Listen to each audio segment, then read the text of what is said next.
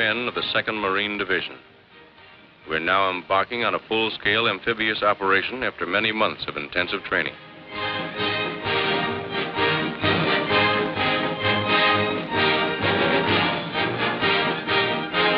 The transports are combat-loaded. The ships of the Navy and Coast Guard form our convoy. Squadrons of carrier planes cover us in the sky. Several days from our destination, a destroyer brings us sealed orders.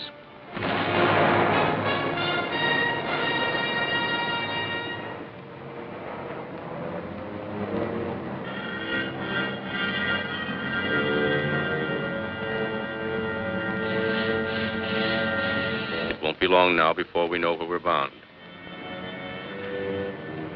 The relief map of our objective is broken out. The fortified island of Betio and the Tarawa atoll, a very important Jap air base on the outer fringe of their Pacific defenses. Our platoon leaders started explaining the terrain to us. By the time they were finished, we knew that island and its reefs as well as we knew our own backyards. We built more machine gun ammunition.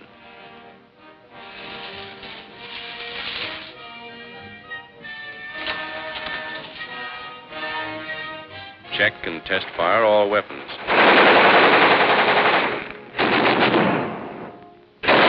Exercise helped to relieve the tension. Navy and Coast Guard coxswains received last-minute instructions on formations, rendezvous areas, and departure times. Services are held on the last evening before D-Day.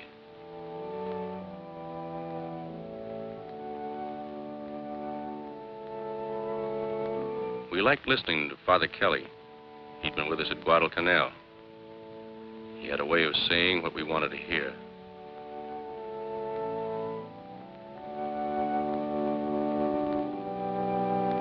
Many of these men were killed the following morning.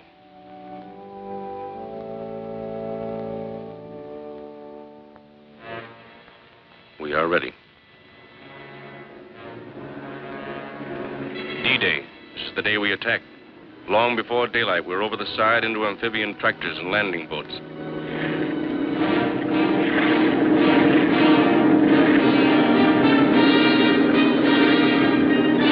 At daylight, our naval vessels open fire, and for 4 solid hours, they pound Tarawa with high explosives.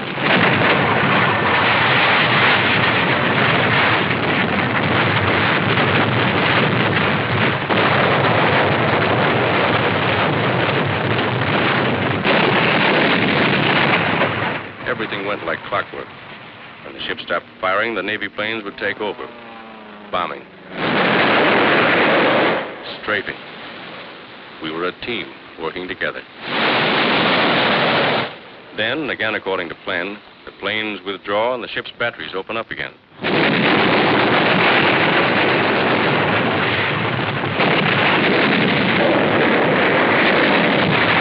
Each hour, the hour we attack, is getting close. For 3 days before we moved in, over 4 million pounds of explosives had been dropped on the island. It didn't seem possible that anyone could live through that bombardment.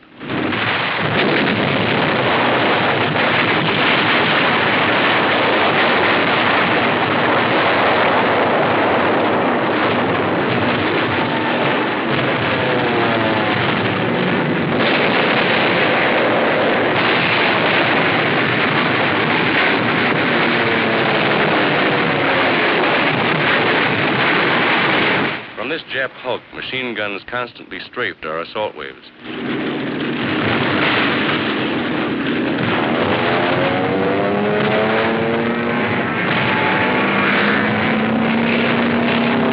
We bombed them out twice, but each time a new crew took over.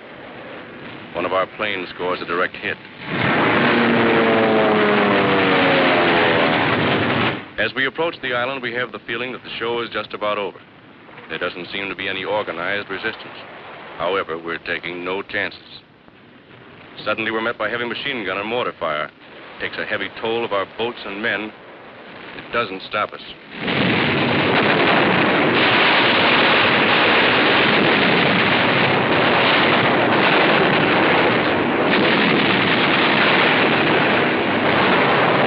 We fight our way onto the beach.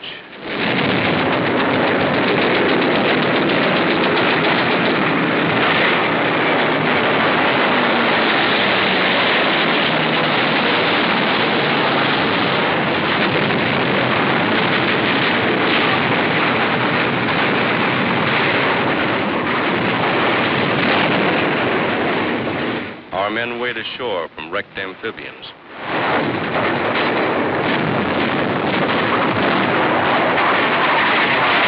A long pier extending across the fringing reef gives protection to a lot of our boys on the way in. We have a pretty good toehold on the beach, but Jap fire pins us down for hours.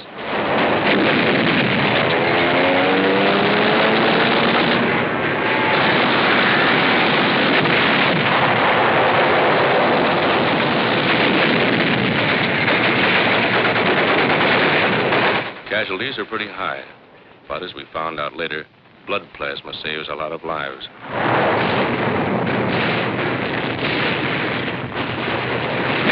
When reinforcements arrive, we start moving up.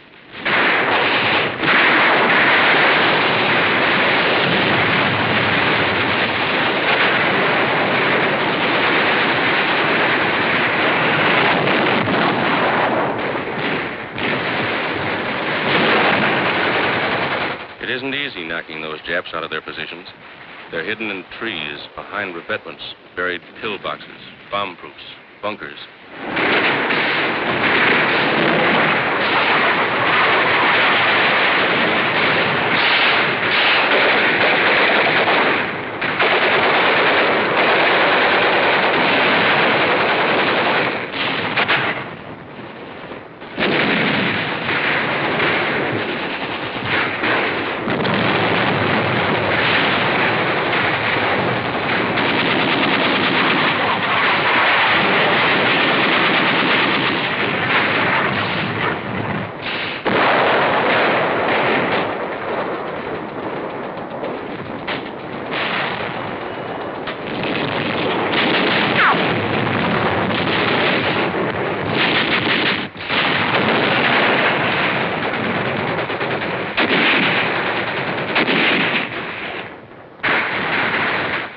Hand grenades. We use all the firepower we have to blast them out. Our rifle fire is deadly. So are the flamethrowers and the mortars. The enemy breaks from cover.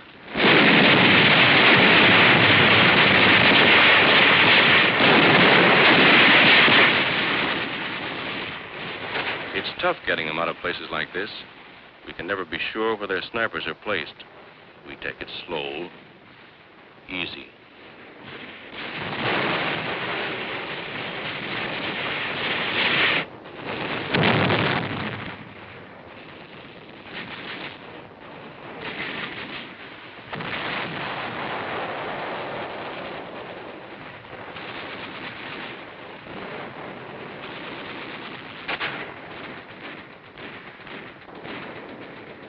This bunker is giving us plenty of trouble.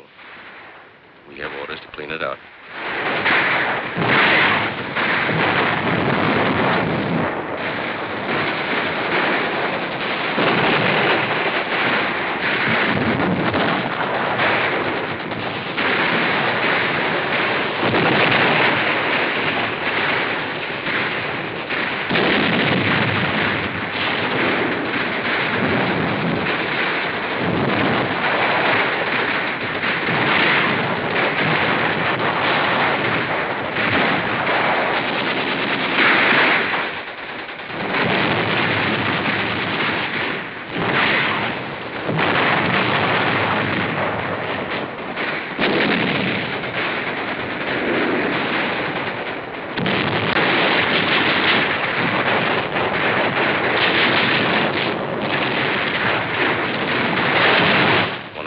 Is hit.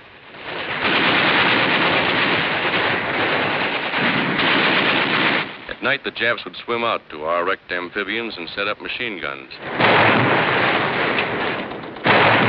They got a few of us before we got them. Commanding officer of the assault troops confers with his staff. One of our medium tanks remains in operation.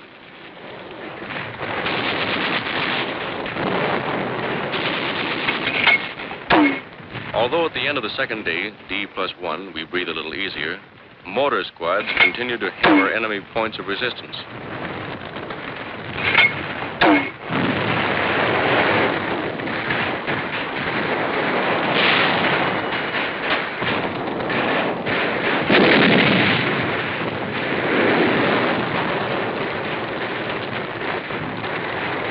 By this time, we know the Japs are licked. They must know it, too. There's still strong resistance. Nip-suicide snipers tie themselves up in the trees and take pot shots at us. We hit them, but they don't fall. Just die and hang there.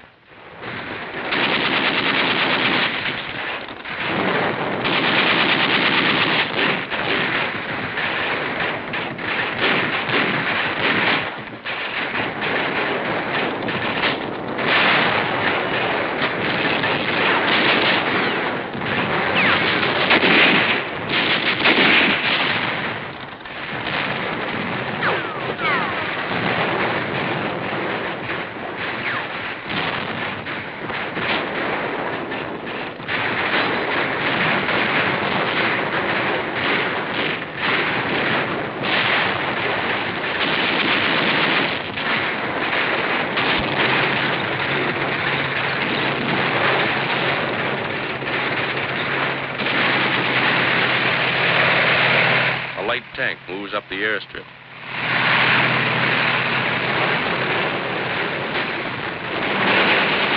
One of our boys is wounded during the attack on the airfield. Another Marine goes out after him in a jeep under heavy machine gun fire.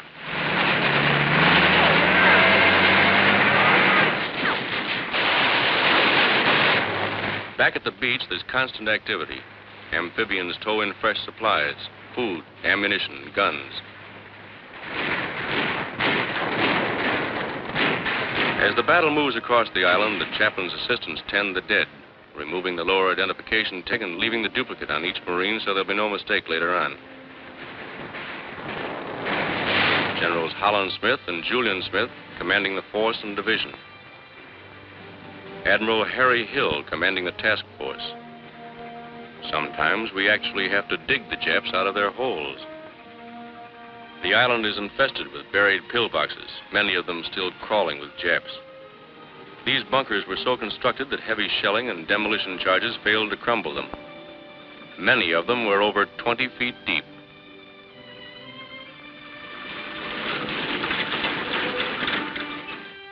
Our first prisoners.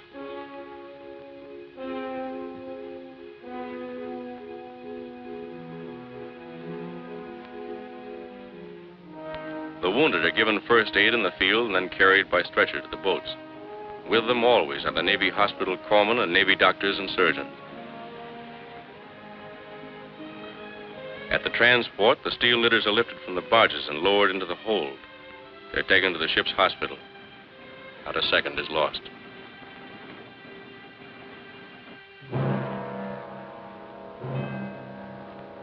These are Marine dead. This is the price we have to pay for a war we didn't want. Burial aboard ship for Marines killed in action.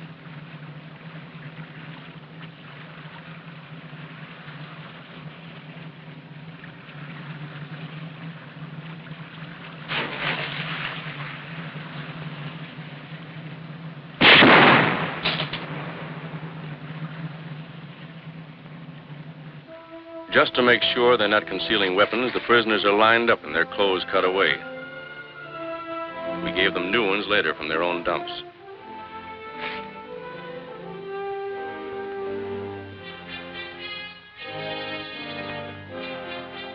The rest of the island's defending force is dead. None escaped. Tokyo once boasted that it would cost 100,000 of our men to take Tarawa.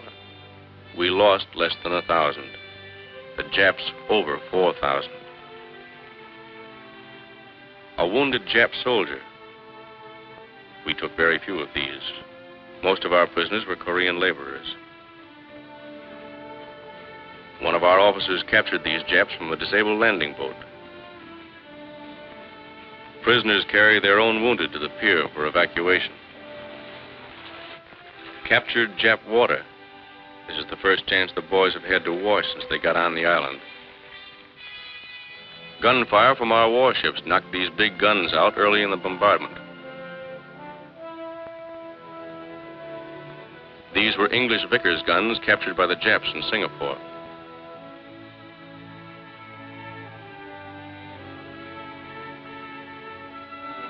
One of their many light tanks. This was the Jap command post. built of reinforced concrete several feet thick. That building was built to withstand plenty, and did. We finally took it with TNT and flamethrowers. The fighting was still going on at one end of the island when the Seabees landed with their heavy equipment. They set to work clearing the airstrip even while we were fighting for it.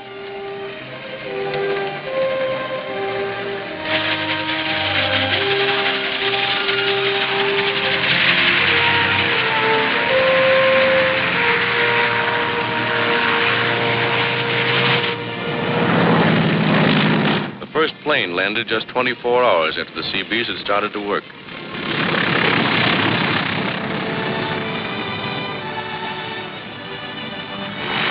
The second one lands 1 minute later. We welcomed the pilot to our new home. It was our first chance to thank those guys for the swell job they did for us before and during the attack. On D+4, our relief came in. Maybe you think we weren't glad to see them.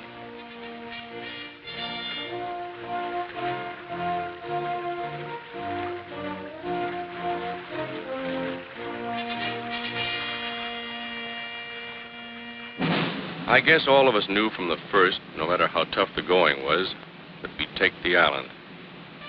Just the same, the day the colors were run up on this palm tree and flew for the first time over Tarawa, we got a lump in our throats. We were mighty proud.